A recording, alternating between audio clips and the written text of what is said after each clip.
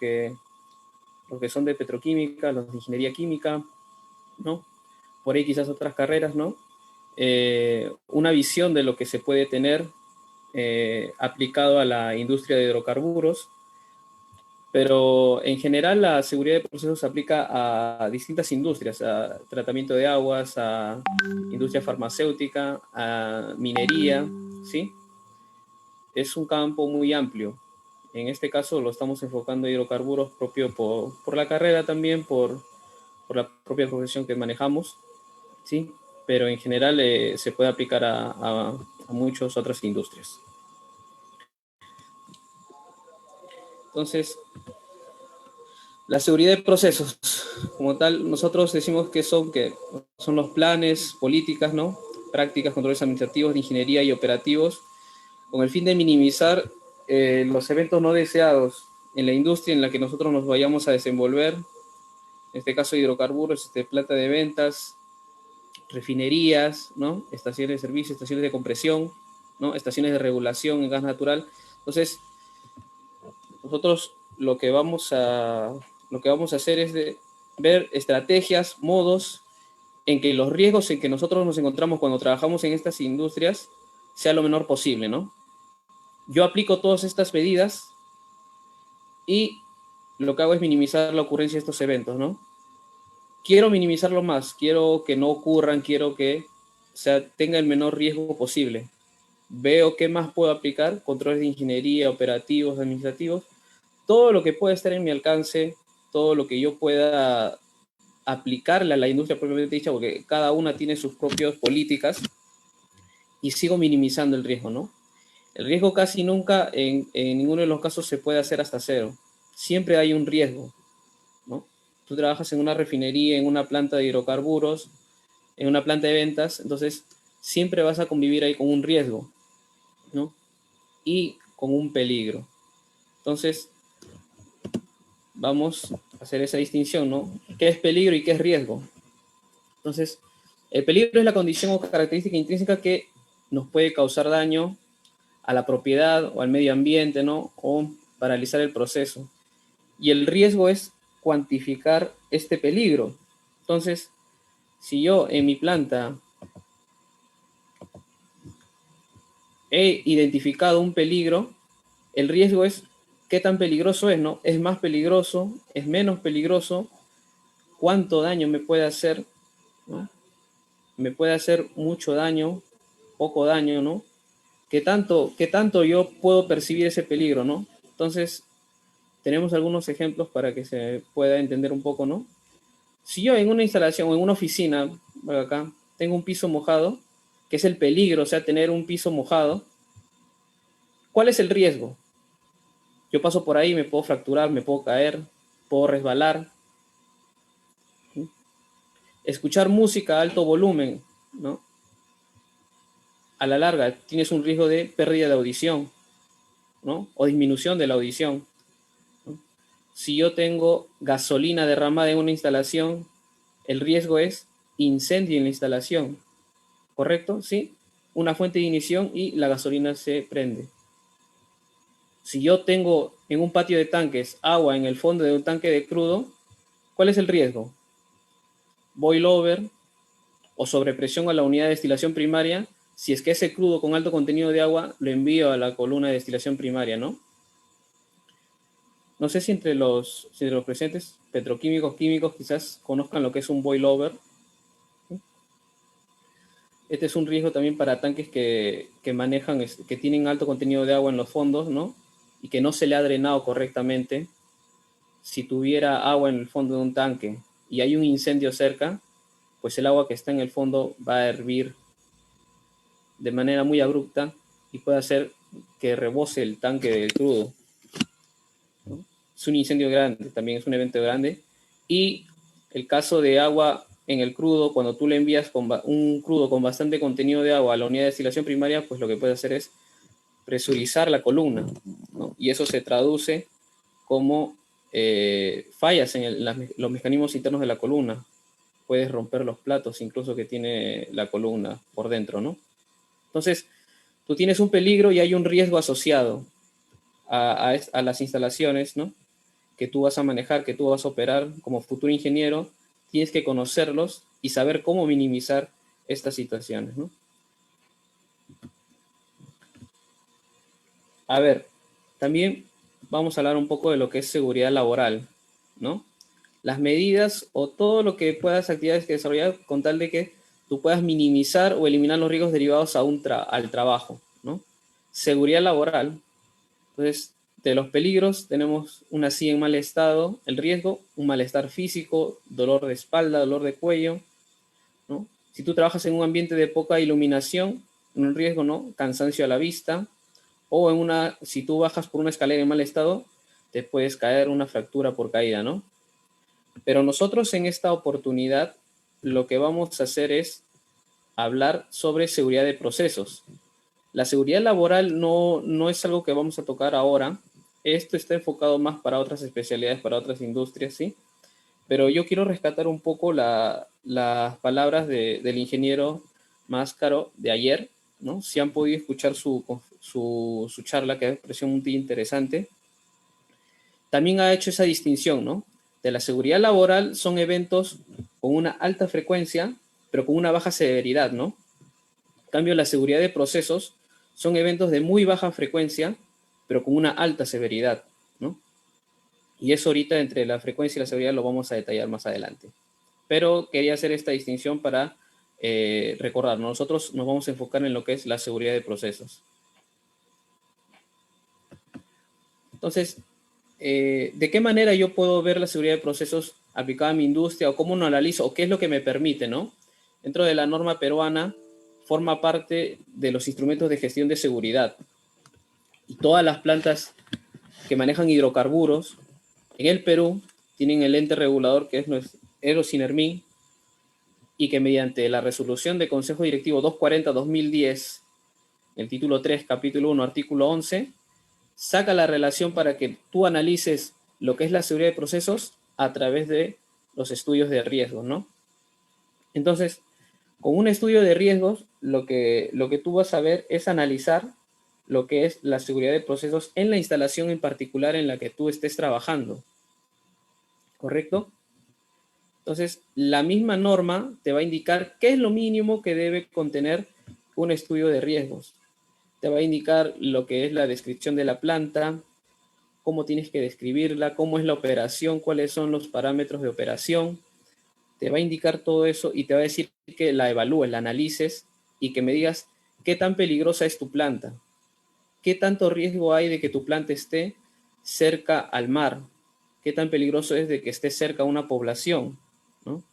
Qué tan peligroso es de que esté cerca al aeropuerto, ¿no? Como decía el ingeniero Mascaro ayer, hay un riesgo de que un avión impacte en la instalación si es que una planta de hidrocarburos se encuentra cerca al aeropuerto, ¿no? Entonces, eso es lo que van a analizar con el estudio de riesgo, ¿no? Y aquí deriva lo que es el análisis de riesgos, ¿no? Entonces, el estudio de riesgos lo que va a hacer es analizar los posibles eventos que no queremos que ocurran en la instalación y que si se dan es por la pérdida de materia o energía y que nosotros como analistas para el estudio de riesgo lo que buscamos es reducir este riesgo, ¿no? Entonces, tú estás en una instalación, en una refinería, en una planta, y tú detectas una pérdida de contención. Tienes aquí, por ejemplo, una válvula y por aquí hay una fuga, ¿no? La cámara de seguridad ha detectado aquí una fuga, ¿no? Pérdida de contención, pérdida de materia, se está acumulando un combustible en esta parte de la planta. Fuente de ignición, evento no deseado. ¿Sí? Entonces, tú en una instalación vas a convivir con esto, sí o sí, ¿no? ¿Por qué hay este tipo de cosas? Porque las plantas, porque las refinerías, todas las maneja el hombre, ¿no? Siempre hay algo que mejorar, siempre hay algo que se puede reducir una planta y lo puedes optimizar también, ¿sí? Pero por lo general, yo les digo al menos en las plantas en las que yo he estado, casi siempre es común a veces que cuando tú pases en una instalación, en una refinería, huelas lo que es la gasolina, huelas el diésel, ¿no? Nomás des en cuenta cuando están en la calle o cuando ustedes circulen, pasen por un grifo, huele a gasolina, huele a combustible, ¿no? Entonces, cuando uno está pasando por este grifo y ve esos letreros que dice prohibido fumar, te lo dicen por algo, ¿no? Si está oliendo gasolina, es porque hay partículas de gasolina, los vapores de la gasolina, perdón, que están circulando por ese ambiente que tú lo estás detectando con tu olfato, ¿sí? Y que te dicen que no fumes a menos de 200 metros, no me acuerdo, de la instalación. ¿Por qué? Porque hay un riesgo, ¿sí? Que muchos a veces no se toman en serio, pero lo hay, ¿no? Entonces, tú quizás te puedas preguntar, ¿y es normal que un grifo huela a gasolina cada vez que yo pase por él? No debería. En realidad no debería, pero pasa, ¿no? Y para este tipo de casos también se les hace un estudio, pero no tan profundo como el que los vamos a ver aquí un poco, ¿no? Bueno, los grifos se consideran instalaciones de hidrocarburos, pero son más pequeños, no contienen tanto material, combustible almacenado, pero las refinerías, las plantas de ventas, estas sí. Y la severidad de estos eventos es muy grande. Entonces vamos a ver cómo es este caso, ¿no? Una pérdida de contención, o sea, en una planta. Este es un video de una planta en México, una planta de gas. No sé si alguno ya la habrá visto, pero la intención es que puedan ver cómo es que es una pérdida de contención y cuál es el evento no deseado, ¿no? Entonces, vamos a compartir un poco el video. No tiene audio, así que no se preocupen, es solo video. ¿Sí? Entonces, trabajas en tu día normal en la refinería, en la planta, y hay una pérdida de contención. Se ha liberado energía y, ¿no? Evento no deseado, ¿no?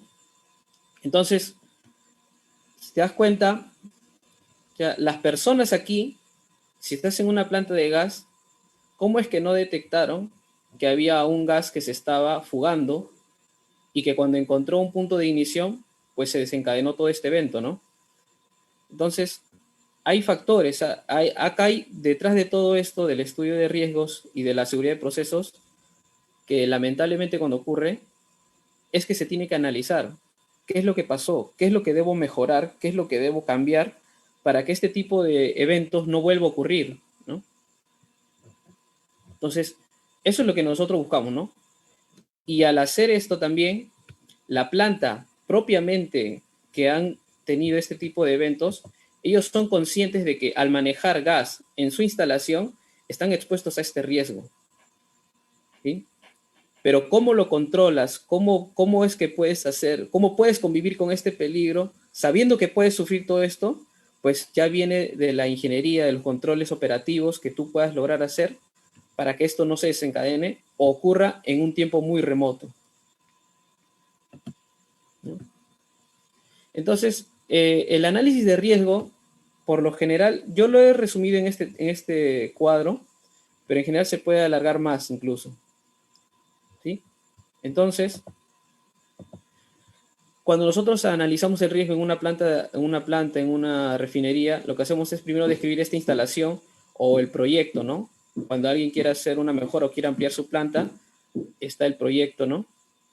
O quieres analizar la misma planta, ¿no? La resolución de Consejo Directivo 240-2010 de Osinermin, por ejemplo, dice que para los estudios de riesgos en la planta, por lo general tendrías que hacerle un estudio cada 5 años, ¿no? Porque pueden cambiar tus condiciones de operación, ¿no? Porque puedes tener otro tipo de combustibles que estés almacenando, porque tienes otro rey de despacho, ¿no?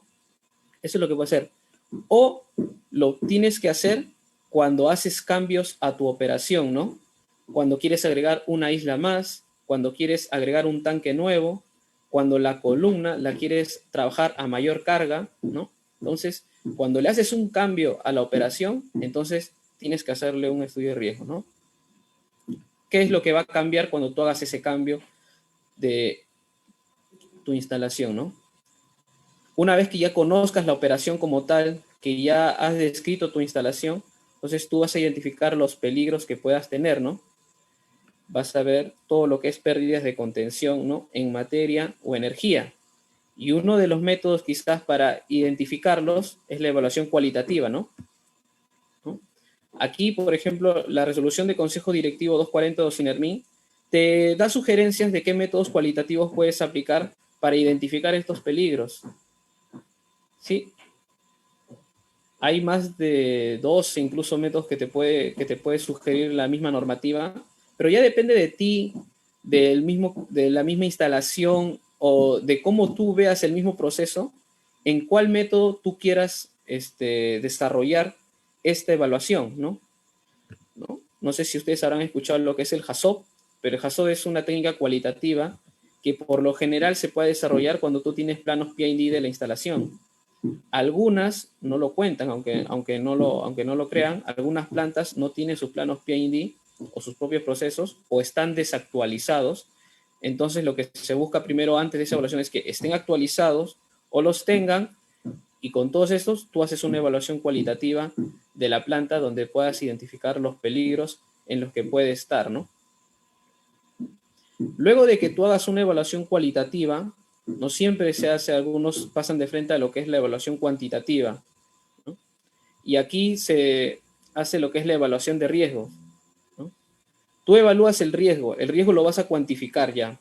Es lo que dijimos, ¿no? Identificación de peligros, evaluación de riesgos. Al peligro tú lo identificas, pero al riesgo tú lo vas a cuantificar. El riesgo que tú vas a ver al identificar este peligro es que tú vas a calcular y le vas a dar un valor, ¿no? Por lo general esto se hace esto lo haces con los cálculos y con las matrices que tiene la propia empresa para calificar qué tan riesgoso es su instalación. Y cuando tú le des una calificación, tú vas a ver si es necesario colocarle medidas de mitigación, porque cuando tú lo evalúas te puede salir de que es muy peligroso trabajar en estas condiciones, es muy peligroso trabajar con este tanque a estas condiciones, ¿no? Es muy peligroso aumentarle la carga a la columna, entonces yo tengo que proponer medidas, ¿no? Para yo disminuir ese riesgo, ¿no? Entonces yo le propongo medidas y nuevamente evalúo. Si yo lo evalúo y veo que baja, correcto, muy bien, estoy tomando acciones para disminuir ese riesgo, ¿no? Y ahí puedo concluir y recomendar lo que yo le propongo a la instalación para que ese evento no deseado se dé en un tiempo muy remoto, ¿sí? Aquí también se puede hacer, en la evaluación cualitativa, en los métodos cualitativos también, ¿no? Esto general es en una reunión con varios especialistas de la instalación, pero es como menciona aquí de manera cualitativa. Cualitativamente lo van a calificar y también de manera cualitativa van a proponer medidas para disminuir ese riesgo, y también por la sala van a indicar, por la misma experiencia de los operadores de la planta también, hasta cuánto puede bajar ese riesgo, ¿no? Y aquí también se pueden dar medidas y nuevamente, ¿no? Mitigar, y si baja lo suficiente, pues correcto. Si no, tienes que recomendar otras medidas y bajarlo. ¿Puede haber un momento en que tú, aunque le recomiendes, no baje el riesgo? Sí, eso puede ocurrir. Por más medidas que tú le entregues al proceso, a la instalación, puede que tú no lo bajes lo demasiado como para que puedas reducir el riesgo a niveles aceptables, ¿no? Entonces, ¿qué puedes proponer? ¿Qué puedes hacer? Entonces ahí ya tienes que modificar un poco, ahí es donde tú puedes modificar un poco la ingeniería quizás, ¿no? O puedes proponer algunas otras cosas más, o sea que ya devendría esto en una inversión de la instalación para que de todas maneras se tomen acciones, ¿sí? Esto es lo que se hace en un análisis de riesgos. Entonces, por partes, ¿no? Yo tengo mi proyecto, mi instalación, ¿no? Tengo toda una refinería, ¿no? Entonces, cuando yo tengo la refinería, la planta de ventas, la planta de gas, la estación de regulación, ¿no? Lo que yo hago es identificar, ¿no? Voy a hacerle un estudio a toda la refinería o solamente a una parte de ella, a este pequeño patio de tanques, ¿no? A la zona de procesos, ¿no? Yo voy a identificar a qué zona le voy a hacer, ¿no? Entonces, cuando yo una vez lo tengo, ¿no? Yo le voy a pedir a los dueños de la instalación, o yo si trabajo en la misma instalación, lo que hago es recopilar información, ¿no? Busco los planos de la instalación, busco condiciones operativas. Si no las tengo, pues voy a campo y las veo, ¿no? Con los instrumentos de medición en campo local, ¿sí?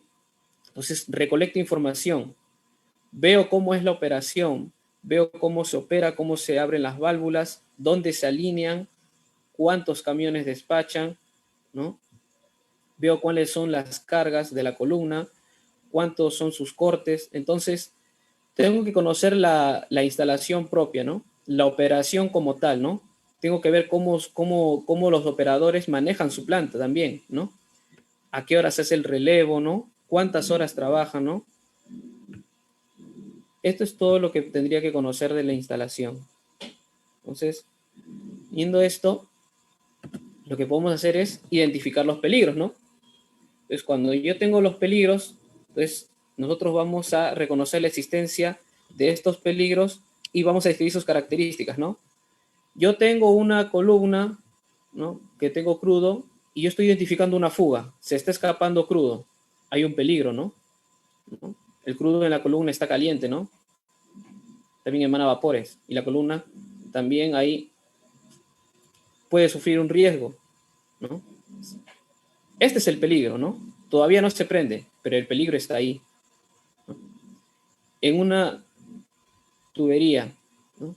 En una planta de gas, como la que vimos en el primer video, ¿no? Tengo una fuga de gas, ¿no? Hay un peligro aquí. Todavía no hay ignición, pero el peligro es este, ¿no? El gas se está fugando, el gas se está liberando, ¿no? Entonces, yo ya identifiqué dónde hay peligros en mi instalación, ¿no? ¿Dónde pueden ocurrir esto, no? Y por lo general, aunque no hayas identificado estos peligros, o la planta, entre comillas, esté operando óptimamente, ¿no? Tú puedes ver o puedes proponer lugares donde estas cosas se pueden dar, ¿no? ¿Dónde se pueden dar fugas de gases? ¿Dónde se pueden dar fugas de producto de combustible líquido, ¿no? Por lo general, en una instalación de hidrocarburos se da en bridas, ¿no? Se puede dar en la brida de la descarga de una bomba, en la brida que puede conectar entre tuberías, ¿no? ¿No? En la brida de descarga de tanque a despacho, por ejemplo. Por lo general se da en bridas.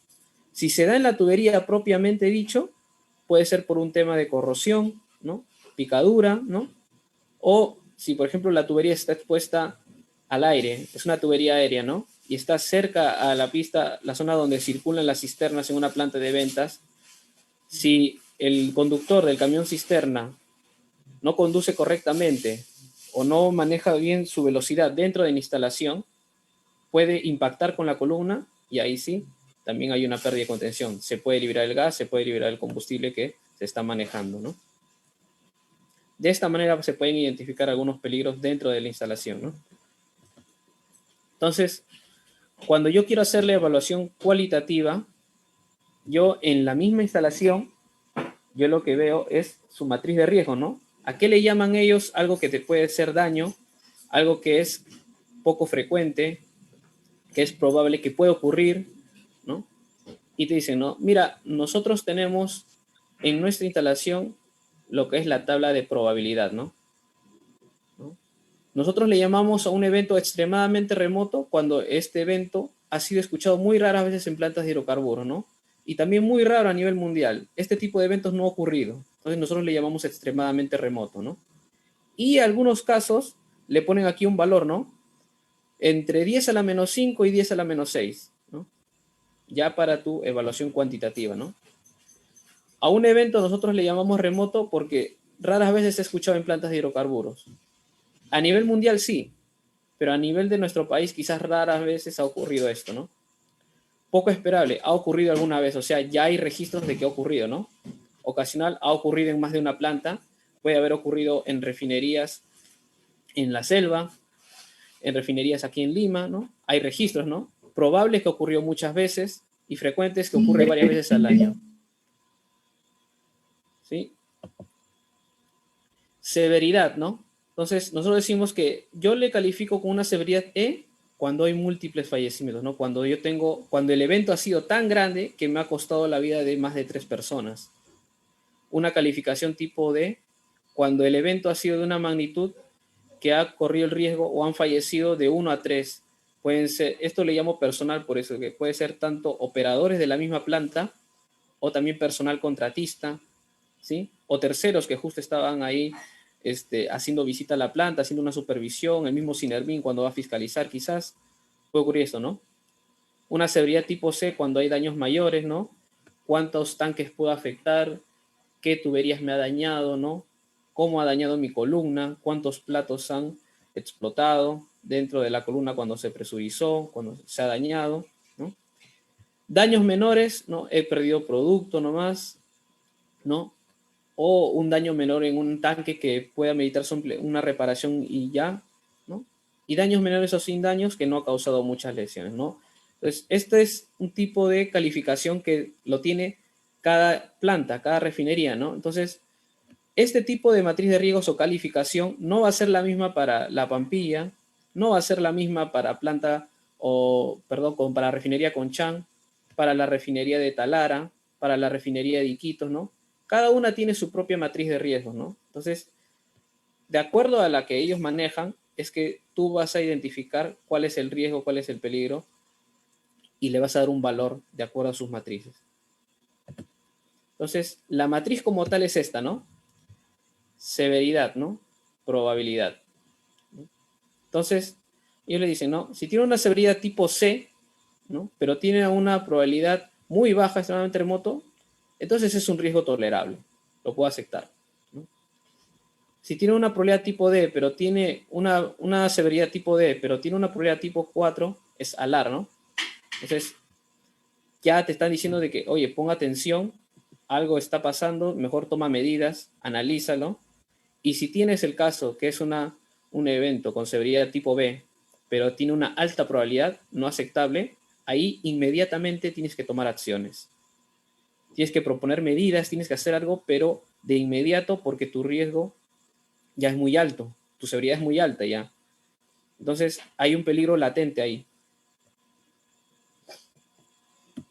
Entonces, este es el riesgo, ¿no? La probabilidad por la severidad, ¿no? Lo que hacíamos en el cruce en la tabla anterior, ¿no?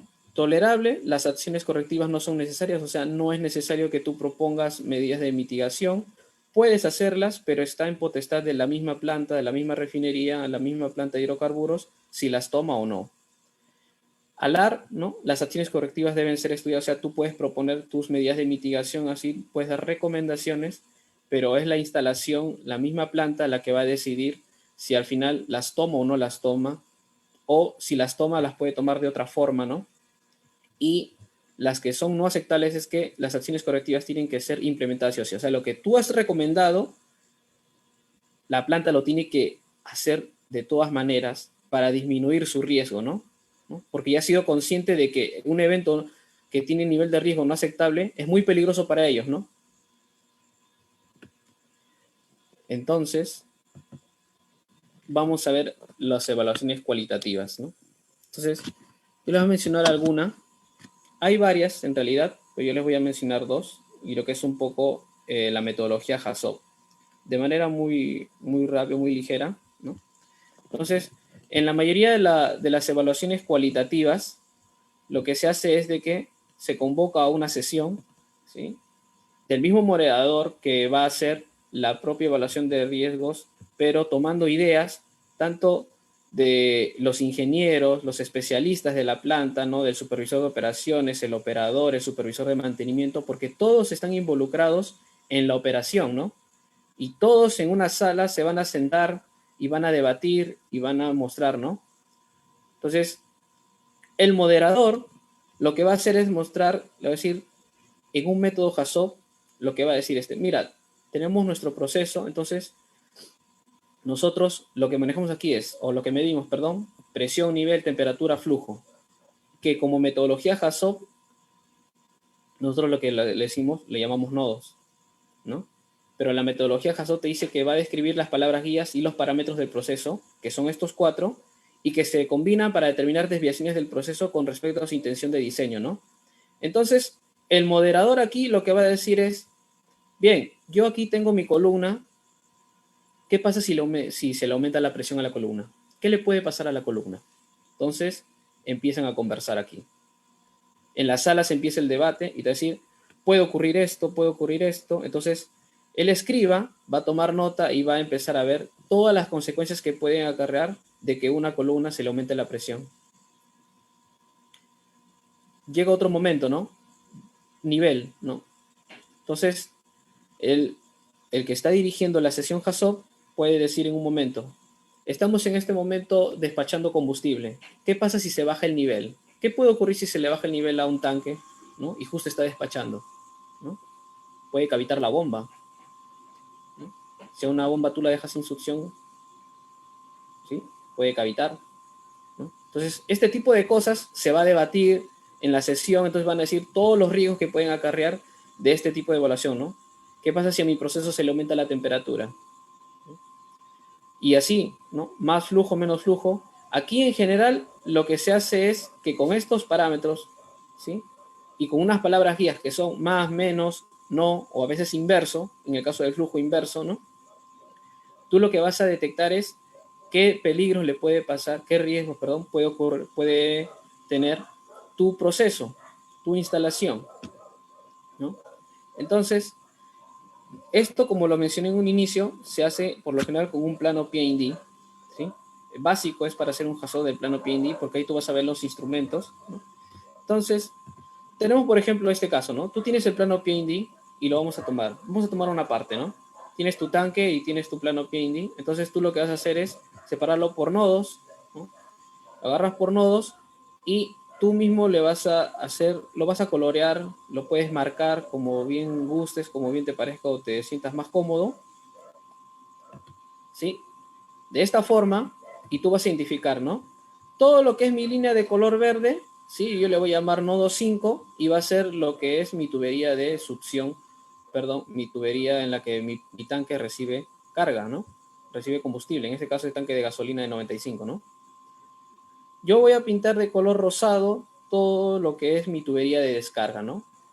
Entonces yo voy a pintar de color azul todo lo que está relacionado al tanque con mi tubería de drenaje, ¿sí? Y así, tú al plano P&D lo vas a adecuar más o menos a cómo tú quieres analizar esta instalación, ¿no? De qué depende, de qué es lo que tú colorees o hasta dónde lo coloreas, va a depender bastante de la experiencia que tengas. Por lo general es hasta válvulas, incluso incluyendo el mismo tanque a veces, ¿sí? Pero en general, al menos en la práctica, vas a ir afinando la técnica mientras más estudios HAZOP puedas desarrollar, ¿no? Hay muchas formas, yo lo puedo hacer de esta forma, pero quizás pueda venir otra persona y dice, yo por ejemplo quiero analizar todo como un solo nodo, tubería en que recibe el producto, el tanque y la descarga, todo como un solo nodo. Y está bien, lo puede analizar de esa forma, ¿no? Si a él le parece correcto analizarlo de esa forma, también se puede hacer, ¿no? Entonces, va a depender de cómo lo quieras analizar tú, cómo quieras ver, analizar los riesgos que pueda tener este tanque, ¿no? Y comienzas, ¿no? Entonces tú tienes tu parámetro ahí, más nivel, ¿no? Ya le agregas el más porque estás dándole una desviación al proceso, ¿no? Entonces, ¿cuál es una causa para que tú no puedas detectar el mayor nivel, ¿no? Falla el transmisor de nivel durante el llenado del tanque, ¿no? ¿Cuál es la consecuencia? Un sobrellenado de un tanque de gasolina, ¿no? Entonces, el tanque sobrellena, ¿sí? Posible incendio por fuente de ignición cercana, cuando la gasolina ya ha derramado, ¿no? Entonces tienes un charco de gasolina, una fuente de ignición, se prende incendio, ¿no? Entonces, tú tienes que evaluar estos tres tipos de ambientes, ¿no? Riesgo socioeconómico, humano, ambiental. De cierta manera, la normativa 240 2 NERMIN te indica de que lo tienes que hacer de esta forma, ¿no? Y te dicen cuál es el que está dañándose, ¿no? Socioeconómico porque tú vas a si hay el incendio, tú vas a alterar, vas a afectar el tanque que se está quemando. También vas a perder producto, ¿no? Porque se está quemando, se está incendiando. Riesgo humano, si hay personas, hay operadores cerca, ¿no? Riesgo ambiental, porque la gasolina que se está derramando puede contaminar el suelo si es que el cubeto no es impermeable. O el incendio propiamente dicho, cuando ya se ha dado, estás mandando gases tóxicos al ambiente, ¿no? ¿Qué es lo que puede ocurrir también por la falla del transmisor de nivel, ¿no? El colapso de la sábana flotante, ¿no? La gasolina tiene una alta presión de vapor que si tú no controlas cuando se está descargando a tanque, puedes incluso deformar el techo de la sábana flotante, ¿no? La mayoría, sí, todos los tanques de gasolina, al menos que yo he conocido al menos, tienen sábana flotante o techo flotante, ¿no? Entonces, también tienes, ¿no? Un riesgo. ¿Y qué es lo que puedes ver aquí? Cuando tú tienes el caso del sobrellenado, ¿no? Que falla el transmisor de nivel, ¿qué es lo que puedes ver como salvaguarda, ¿no? el transmisor, una alarma de alto nivel, ¿no? Entonces ya tengo una salvaguarda, ¿no? Si es que falla mi transmisor, pues yo tengo mi alarma que me indica que hay alto nivel, ¿no? Muy bien, es una buena, esa es una salvaguarda que tiene la planta, ¿no? ¿Qué otra cosa puede tener? El sistema de drenaje, ¿no? Si la gasolina ya ha rebosado del tanque, entonces mi sistema de drenaje de repente es el adecuado para que pueda contener la gasolina que se está derramando, ¿sí? Y lo pueda conducir a la planta de tratamiento de efluentes, ¿no? Entonces no lo dejo en el mismo cubeto, lo direcciono, ¿no? Entonces voy a tratar de llevarlo a otro lugar para que no encuentre un punto de ignición. O si ya se hizo incendio, hay una fuente de ignición, ¿no? Porque al rebosarse se va a prender, pero se va a prender cerca del tanque, puedes activar el anillo de enfriamiento si es que el tanque lo tiene. Hay algunos que no lo tienen, pero si lo tiene, pues es tu salvaguarda y lo puedes aplicar, ¿no? Entonces, para el caso del colapso de sábana flotante, ¿no? Hay algunos que tienen lo que es el detector de máxima altura para sábana flotante, ¿no? Que envía una señal de la válvula automática a la entrada del tanque, ¿no? Si se llega a activar esto, pues hay un lazo de control, detiene la carga y puedes proteger tu sábana, ¿no? Entonces, la sala, la sesión, lo que ha hecho es, le ha dado una calificación de 2A tolerable y no hay necesidad de recomendar nada porque es un riesgo tolerable, entonces se mantiene con su mismo riesgo, ¿no? Riesgo inicial, riesgo residual, luego de que tú hayas hecho unas recomendaciones o medidas de mitigación. ¿Qué es lo que ha dicho la sala en este caso? Que este riesgo de sobrellenado es un riesgo alarma. Entonces, aquí hay que desarrollar un plan de contingencia. O sea, se puede dar, entonces yo tengo que tomar un plan de contingencia de qué es lo que puedo hacer cuando esto se dé, ¿no? Y a pesar de que han dado una recomendación de este tipo, ellos consideran de que el riesgo no va a bajar, sigue manteniéndose en alarma. ¿Está bien? Es la sala, entonces ellos han calificado de esta forma. Otra metodología cualitativa, el what if, ¿no? El procedimiento que se lleva a cabo sobre el proceso o el sistema y se indica causas identificadas para equipos, recipientes o los sistemas de control, ¿no? Entonces, aquí va a haber otro tipo de análisis, cómo tú le empiezas a desglosar tu plano, ¿no? Aquí, por ejemplo, ya no es necesario un plano P&D. Si lo tienes, lo puedes aplicar, no hay ningún problema. Pero aquí lo que haces es dividir en sistemas, ¿no? Subsistemas, y ahí la pregunta famosa, ¿no? ¿Qué pasa si? Y aquí, por ejemplo, tenemos el mismo caso del tanque, ¿no? Si nosotros tenemos un patio de tanques de gasolina, ese es mi sistema, mi subsistema va a ser uno de esos tanques, ¿no? Yo voy a analizar, por ejemplo, el tanque 24. ¿Qué pasa si el tanque presenta una fuga debido a la corrosión? ¿A qué se debe eso que presente una fuga debido a corrosión? ¿A que no lo han inspeccionado correctamente? ¿A que faltó mantenimiento? Puede ser. ¿Qué es lo que me puede traer como consecuencia eso? El que ya se esté fugando el producto debido a una corrosión, ¿no? Contaminación del suelo por fuga de producto, ¿no? En el fondo del tanque, ¿no? Hay tanques, por ejemplo, casos, a veces es difícil detectarlos cuando se fugan en la placa de fondo del mismo tanque, ¿no? Nuevamente haces la evaluación, ¿sí? En los tres aspectos: socioeconómico, ambiental, humano, ¿sí? Salvaguardas en este caso, por ejemplo, puedes tener lo que es un detector de tubo con PVC de 2 pulgadas para el fondo del tanque. No puedes detectar si es que hay fuga por ahí, ¿no? Algunos lo tienen, ¿no? La sala lo ha calificado como alarm y como recomendación dice, ¿no? Actualizar los procedimientos de inspección y mantenimiento del sistema de protección catódica, ¿no? Para proteger la corrosión en el fondo del tanque, ¿no? Entonces ellos dicen de que aplicando esta medida, pues puedo bajar el riesgo a tolerable. Muy bien, eso es lo que se ha llegado a esa conclusión, ¿no? Y de manera similar, ¿no? ¿Qué pasa si aumenta la temperatura del fluido en el tanque, ¿no? ¿Cómo puede aumentar la temperatura en un tanque, ¿no? Si yo tengo un fuego externo. Si hay un incendio por fuera, la temperatura de este tanque, perdón, del producto dentro del tanque, va a aumentar, ¿no? Entonces, si es gasolina, hay mayor generación de vapores, ¿sí? Puedes tener un pool fight o generación de atmósfera explosiva, ¿no? La atmósfera explosiva, atmósfera inflamable, ¿no? Cuando ya creas muchos vapores inflamables y están rondando por el ambiente, ¿no? Hay un riesgo, ¿no? Nuevamente calificas tus salvaguardas, que puede ser el anillo de enfriamiento. ¿Por qué el anillo de enfriamiento sería una salvaguarda cuando tengo una atmósfera explosiva? Hay algunas prácticas que he visto que hacen, que es que cuando tú tienes una presencia de atmósfera explosiva, lo que puedes activar es el anillo, que es como una ducha, ¿sí? Para el tanque, si es que se forma por ahí la atmósfera explosiva, y tú lo que haces es, con esta ducha de agua, entre comillas, es diluir los vapores en el ambiente donde se está circulando, ¿no? Entonces, lo quieres diluir, ¿por qué? Porque esto va a ser un evento no deseado si es que esos vapores inflamables alcanzan sus límites de inflamabilidad, ¿no? Entonces, nosotros sabemos de que una gasolina con unos vapores que están fugando, se están yendo al ambiente, solamente se va a prender si es que está dentro de sus límites inflamables. Entonces yo lo que voy a hacer es evitar que alcance los límites inflamables. Entonces yo lo que puedo hacer es diluirlo, echándole agua, dispersándolo, ¿no?, en el ambiente. Entonces lo han calificado como riesgo alar, es cierto, ¿no? Puedes recomendar algo aquí, acá realizan hacer un análisis cuantitativo y la sala indica de que ni siquiera con esta recomendación se puede bajar el riesgo. Bien, está en custodia de ellos, ¿no? Entonces, esto pasaría a un análisis cuantitativo, ¿no? Entonces, a esta altura, yo supongo, ha dicho, pero Gerardo, ¿cómo vamos a hacer? Mira, esto es puras técnicas cualitativas, puro texto. Yo soy ingeniero, quiero hacer cálculos, quiero ver cómo evalúo de manera cuantitativa el riesgo, la instalación. Muy bien, entonces vamos a hacer la parte cuantitativa, ¿no? La parte de cálculo de frecuencias, ¿no? Con lo que es el famoso árbol de eventos, ¿no?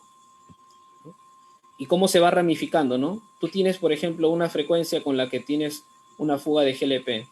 Entonces, hay una probabilidad de que haya emisión inmediata y de que no la haya, ¿no? Emisión retardada, ¿no?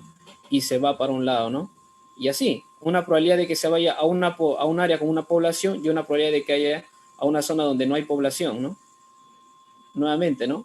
Y una probabilidad de que se forme una explosión o un flash fire.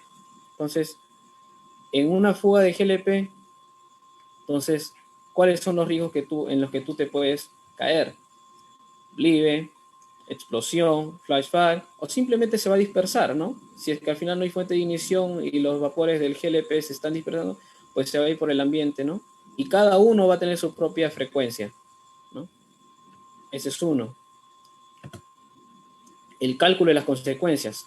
Yo aquí voy a mostrar algunos de los eventos más comunes, no son los únicos que pueden ocurrir en una instalación de hidrocarburos, pero que son de los más comunes, como les menciono, ¿no? Lo que es el pool fire, ¿no? Lo que es un incendio de charco confinado o no confinado, ¿no? Y aquí ya aplicas todo lo que la matemática, lo que has aprendido en balance de materia y energía, ¿no? La velocidad en la que se evapora un combustible cuando se derrama, ¿no? Está relacionado con el calor de combustión y la entalpía de vaporización modificada.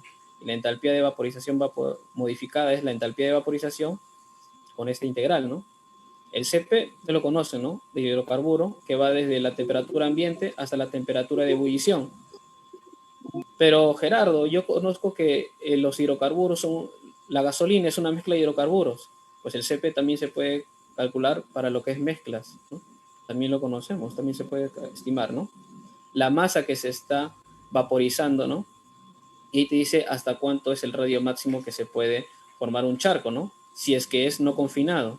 Si es confinado, pues hasta los límites, las barreras donde los tenga, ¿no?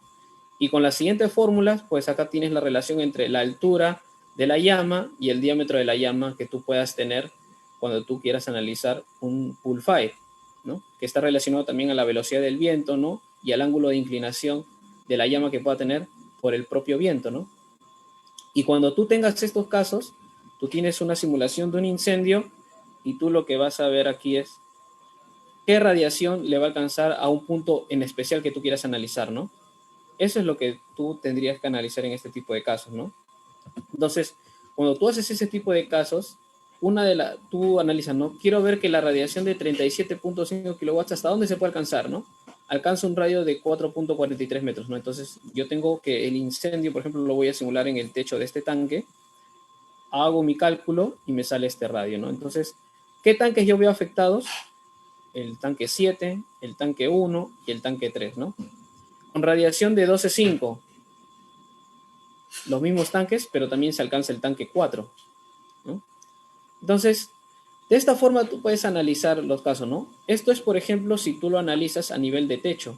Pero si tú analizas la radiación ya a nivel de la persona, ¿no? Que pueda ser más bajo, estas curvas no van a ser las mismas. Es más, quizás solamente pueda aparecer la de 8 o la de 1. En algunos casos se analizan la curva de 5 kilowatts por metro cuadrado, ¿no? Eso va a depender.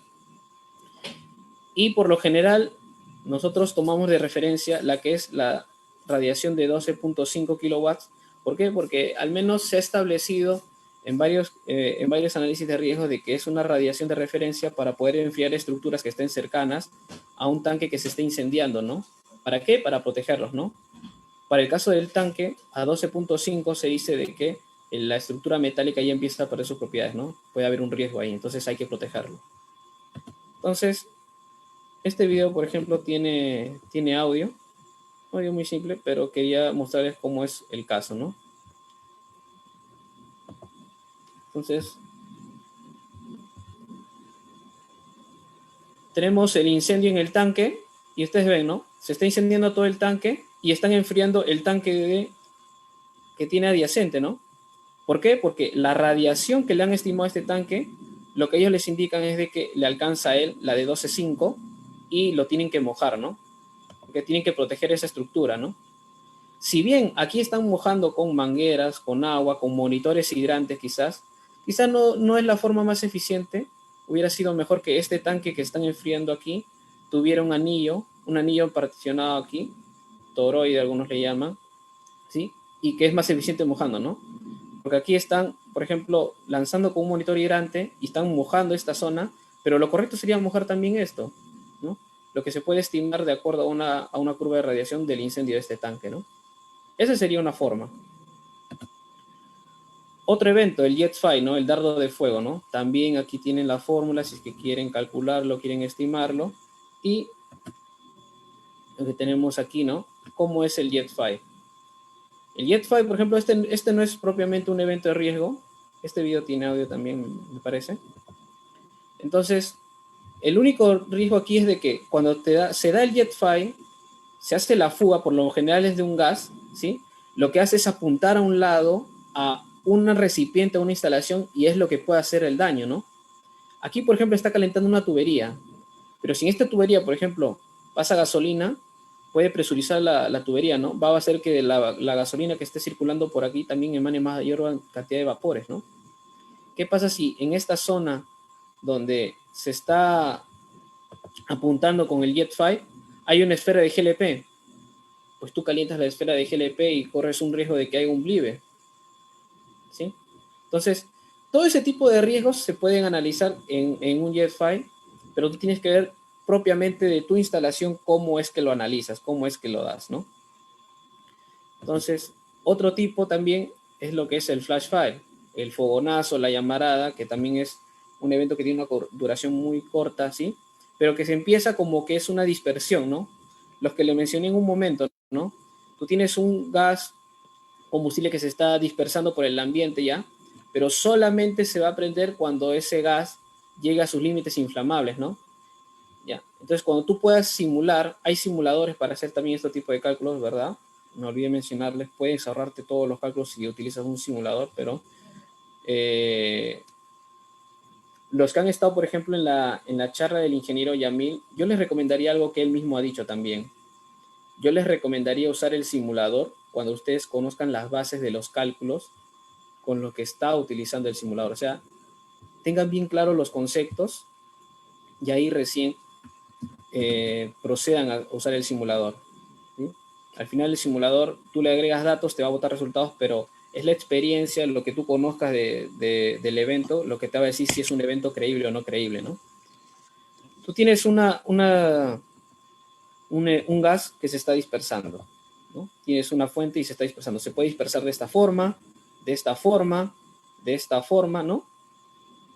Los químicos, los combustibles, se pueden dispersar de distintas formas, ¿no? Esto es lo que nosotros le denominamos en evaluación de riesgos estabilidad atmosférica, ¿no?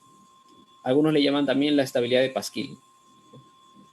Para hidrocarburos, al menos en las evaluaciones de riesgos, en lo general se tiene lo que es la estabilidad tipo D. De esta forma se dispersarían los gases combustibles. Por lo general, no siempre, porque también esto depende también de la velocidad del viento, de que si es un día soleado o hay muchas nubes, ese tipo de cosas va a depender. Y cuando tú tomas el simulador, lo que haces es apuntar hacia donde va la dirección del viento predominante, ¿sí? Y empiezas a simular hacia dónde se iría tu gas tu combustible que se está dispersando, ¿no? Entonces tú aquí, ¿dónde ves el riesgo aquí? Tú lo que analizas es aquí colocarlo entre sus límites inflamables. Yo voy a dispersar, por ejemplo, una fuga de gasolina, ¿no? Todos los vapores de gasolina que se puedan dispersar, ¿no? Y yo conozco los límites inflamables de la gasolina, ¿no? Lo tiene en su MCDS, en su hoja de seguridad, ¿no?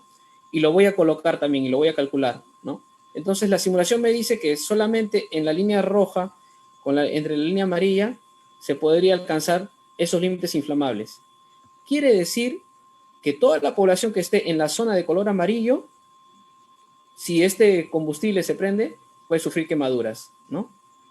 Porque la curva más pequeña sería del límite superior de inflamabilidad y la curva más pequeña del límite inferior de inflamabilidad, ¿no? Veamos cómo es un evento de flashback. Este video no tiene audio. Es un evento rápido, se prende pero puede dejar rezagos, ¿no? Entonces, se da, ¿no? Hay un gas y se prende, ¿no? Pero fue instantáneo, ¿no? Deja su secuela, sí, se da este tipo de casos, pero acá, por ejemplo, ha dejado una zona que la ha dejado prendida, ¿no? Y esta zona puede servir como fuente de ignición para otro tipo de eventos. Entonces, hay un riesgo aquí, ¿no? Acá se ha dispersado un gas que las personas que han estado aquí no lo han detectado, no se han dado cuenta, o los detectores tampoco lo han registrado, y se dio este tipo de eventos no deseados, ¿no? Uno más, lo que es la explosión, ¿no? Entonces puede ser confinada o no confinada, ¿no? Y también aquí les muestro, ¿no? Lo que es las ecuaciones para que lo puedan calcular, ¿no? La simulación de esto también se puede dar tipo lo que es la radiación, pero yo les muestro este tipo de simulación. Yo personalmente en los proyectos que he estado no he llegado a este nivel de simulación, pero sí hay casos donde se puede llegar a este tipo de simulación, obviamente con software especializado y la mayoría de estos software que están aquí tienen licencia. Eh, la verdad que esos software con licencia para mí son de los mejores porque te dan una visión más real de lo que puede ocurrir, ¿no? Los que son de libre, poco, te limita bastante, ¿no? Pero por ejemplo acá ellos pueden simular lo que es la explosión, qué radios, qué zonas puedes afectar, qué zonas se van a ver afectadas y qué medidas puedes tomar, ¿no? Y te dice, ¿no? Si se da la explosión acá y yo justo me encuentro por esta puerta, pues quizás no me agarra tanto la sobrepresión como la persona que estaría más cerca, ¿no? En la explosión lo que se ve es un tema de sobrepresión, ¿no? La energía, el golpe, el impacto con el que te puede dar, ¿sí? Y sí, tenemos lo que es un video también. Este video sí tiene audio, de que son explosiones pequeñas que se dan, pero veamos, ¿no? Cómo es que se da este evento también, ¿no? Tienes aquí, ya hay un incendio aquí, ya hay una pérdida de contención, ya están aquí enfriando las esferas y se da este tipo de cosas, ¿no?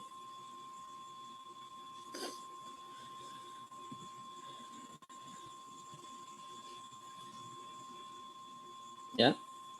Entonces, la explosión lo que también te caracteriza es de que te va a dejar también fuentes de ignición en más lados. También se pueden formar proyectiles. Todo lo que es explosionado puede salir disparado, puede dañar a alguien, puede caer hasta varios kilómetros lejos, ¿no? Y aquí, por ejemplo, ya estaban prendiendo las esferas ya. Entonces, este es un evento en el que ya se está haciendo en cadena, ¿no? Ha empezado con una pérdida, un evento de incendio. De este lado comenzó la explosión y se formaron más fuentes de ignición, ¿no? Ya empezó la explosión por aquí y ahora se ha quedado todo esto con incendio, con eventos no deseados que tú tienes que mitigar, ¿no? Entonces se ha hecho más grande, se ha hecho algo en cadena ya. ¿Sí? Perfecto. Y un poco para ir concluyendo, ¿no? Entonces, ¿para qué nos sirve todo esto? ¿No? Entonces, cuando tú analizas los riesgos que pueda tener tu instalación, todo, ¿no? Tú vas a ir recomendando cosas que al final la empresa o la instalación de hidrocarburos va a ver si son las mejores para él, si está dentro de su presupuesto, si puede cumplirlos en un cierto tiempo y también lo va a ver si lo acepta, ¿no? Al final va a ser un compromiso de la misma instalación de todas las medidas que tenga que corregir de su planta para que este tipo de eventos no ocurran, ¿no? Y también va a tener que asociarlo a un cronograma y un presupuesto. ¿Por qué? Porque todo este tipo de compromisos y cronograma y presupuesto son cosas que van a poder ser medibles, va a poderse hacerle un seguimiento. ¿Quién lo va a hacer? ¿Quién se va a enterar de esto? Osinermin. Osinermin, cuando nosotros presentamos el estudio de riesgos, ojo, Osinermin lo que hace no es aprobar estudio de riesgos, lo único que va a decir Osinermin es si tu estudio de riesgos fue elaborado de acuerdo a la norma. Pero al final, lo que le va a interesar es de que cuando lo vea, tu instalación te puede preguntar, dame tus estudios de riesgos, lo va a ver y va a decir, mira, en esta planta, tú a este tanque te han recomendado que le pongas un transmisor de alto nivel, ¿no? O una alarma de alto alto. ¿Dónde está? ¿Lo has hecho? Entonces te va a hacer esas preguntas, ¿no? Entonces, Osinermin es el que va, entre comillas, va a estar siguiéndote para que tu instalación sea una instalación segura. Esto es lo que va a supervisar Osinermin, lo que va a ver también y lo que le va a interesar de tu estudio de riesgo, ¿no? Más que todo el análisis que tú le hagas al final, Osinermin, la verdad que bastante lo que ves son lo que son las conclusiones y las recomendaciones, porque eso es algo que ellos van a fiscalizar, ¿no? Entonces, me parece que esta es mi última lámina, ¿sí? Bien, eso es todo por mi parte de la presentación.